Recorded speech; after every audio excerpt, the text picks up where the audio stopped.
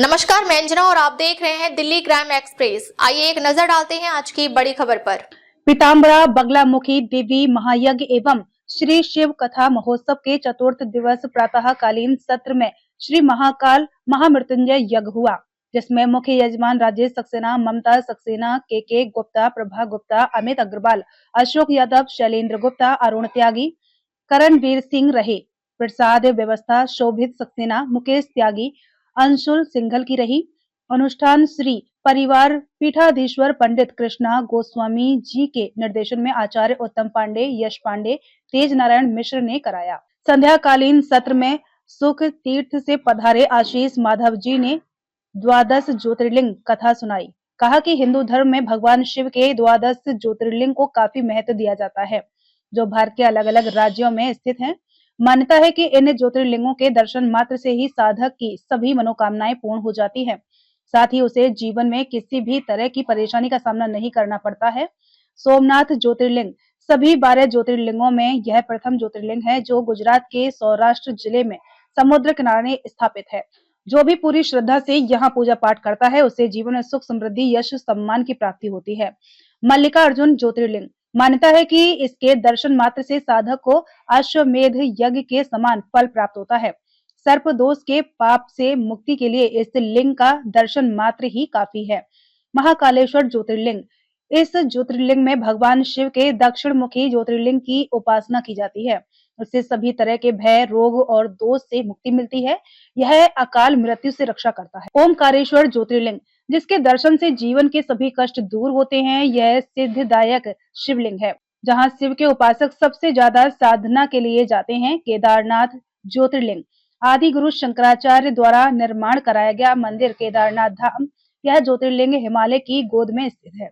इसके दर्शन से सभी पाप धुल जाते हैं और मोक्ष की प्राप्ति होती है। भीमा शंकर ज्योतिर्लिंग कहा जाता है कि जो भी इसके दर्शन करता है उसे हर तरह के भय और दोष से मुक्ति मिल जाती है, क्योंकि यहाँ महादेव की पूजा डाकनी और शाकनी नामक 2 दैत्य बहनें करती थी। काशी विश्वनाथ ज्योतिर्लिंग इस ज्योतिर्लिंग के दर्शन के लिए देवी देवता तक स्वयं पृथ्वी पर आते हैं। मान्यता है कि यहाँ जिसकी भी मृत्यु होती है उसे सीधे मोक्ष प्राप्त होता है। त्र्यंबकेश्वर ज्योतिर्लिंग यहाँ दर्शन करने से गौ हत्या और ब्रह्म हत्या के पाप से भी मुक्ति मिलती है। वैद्यनाथ ज्योतिर्लिंग रावण द्वारा स्थापित यह ज्योतिर्लिंग झारखंड के देवघर जिले में स्थित है। मान्यता है कि यहाँ पूजा पाठ करने से भक्तों को सभी कष्टों से मुक्ति मिलती है। यह कामना ज्योतिर्लिंग है जहाँ शक्ति और शिव एक साथ विराजते हैं। ऐसे में यह मनोकामना की पूर्ति वाला शिवलिंग है। नागेश्वर ज्योतिर्लिंग इसके दर्शन करने से तमाम पापों से मुक्ति मिलती है। रामेश्वरम ज्योतिर्लिंग इस ज्योतिर्लिंग का दर्शन करने से ब्रह्म हत्या के दोष से मुक्ति मिलती है। घृणेश्वर ज्योतिर्लिंग धार्मिक मान्यताओं के अनुसार इसके दर्शन करने से सभी मनोकामनाएं पूरी होती हैं। कथा के पश्चात गायत्री ट्रस्ट द्वारा दीपोत्सव का आयोजन किया गया। तत्पश्चात फूलों की होली का भव्य आयोजन हुआ। कार्यक्रम में मुख्य रूप से प्रिया अग्रवाल, के गुप्ता, सुधीर श्रीवास्तव, राजीव अग्रवाल, मल्लू, दिनेश अग्रवाल, वरुण, नरेश सक्सेना, विकास ममगाई, मुकेश कौशिक, विपिन अग्रवाल, अनिता श्रीवास्तव, सुमन सक्सेना, संचालन राजीव अग्रवाल, मल्लू एवं अवनीत सक्सेना ने किया। राजीव अग्रवाल मल्लू महामंत्री, विकास ममगाई मीडिया प्रभारी। मेहनत भी नहीं करनी है, माला भी मिल गई। सत्य बाबा जी ने कहा भगवान 2-4 गिर जाते, थोड़ा पीछा और कर दो। तो घर गृहस्थी में कलेश कन्हैया के भी होते हैं, पर कन्हैया सिचुएशन को संभालना चाहते हैं। वो परिस्थिति को ज्यादा लंबा खिंचने नहीं देते, वो झगड़े को ज्यादा लंबा बढ़ने नहीं देते। तो संवाद बंद नहीं होना चाहिए, और अगर कोई बात हो गई है तो प्रयास ये होना चाहिए कि तीसरे आदमी तक ना पहुंचे, और अगर पहुंचेगी तो तुरंत की तुरंत ना पहुंचे। यहाँ यही गलती हो गई कि आपने हमारा चंद्रमा के साथ विवाह कर तो दिया है, लेकिन वो हमें ज्यादा महत्व नहीं देते, रुक्मिणी जी को ज्यादा महत्व देते हैं। में आकर के 6 रोग का शाप दक्ष ने चंद्रमा को दे दिया। एक चेयर यहाँ लगा। अब जैसे 6 रोग का शाप लगा, सभी रानियों में पछतावा हुआ कि हम तो ये चाह रही थी कि हमारी तरफ भी चंद्रमा का झुकाव हो, लेकिन ये तो उन्होंने शाप दे दिया।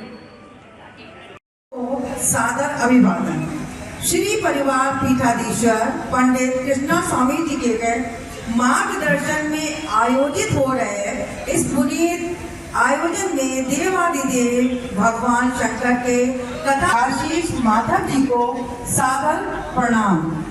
आज आचार्य जी ने ज्योतिर्लिंगों का जो सुंदर वर्णन किया है उसे सुनकर बहुत हम लोग आयोजन में युग ऋषि युग यज्ञ दीप यज्ञ संपन्न करेंगे। दीप यज्ञ की प्रक्रिया बहुत सरल है।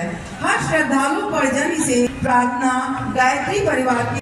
अब तक के लिए बस इतना ही, फिर मिलते हैं एक ऐसी ही बड़ी खबर के साथ। तब तक के लिए नमस्कार और देखते रहिए दिल्ली क्राइम एक्सप्रेस। अगर आपको वीडियो पसंद आई हो तो लाइक करें व शेयर करें। ऐसी लेटेस्ट अपडेट पाने के लिए बेल आइकन को प्रेस करना ना भूलें। अगर आप हमें फेसबुक या फिर ट्विटर के माध्यम से देख रहे हैं तो हमारे पेज को फॉलो कमेंट करना ना भूलें। धन्यवाद।